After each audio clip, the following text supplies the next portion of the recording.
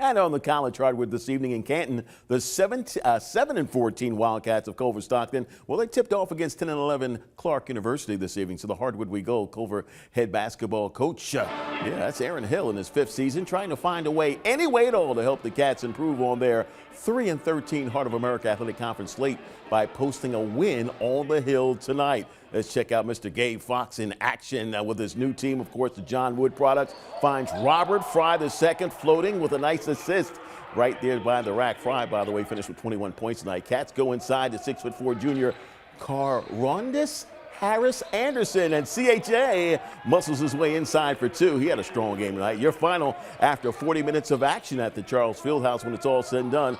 Culver-Stockton College wins at home 68-47. Jalen Blaze finished with 18 points for the Cats. Sophomore forward Seth Larson, 13 points and 13 boards for the Wildcats. Cats will return to action Saturday on the road at Evangel. Meanwhile, Heart of America Athletic Conference action continued for the ladies. Culver-Stockton, unfortunately, falling to defeat against Clarke. 60-55 was the final there. Senior guard Mackenzie Latham, 11 points, 2 steals for Culver. Culver now 15-8 and 10-7 in conference play. That's a wrap for sports. We will be back after this.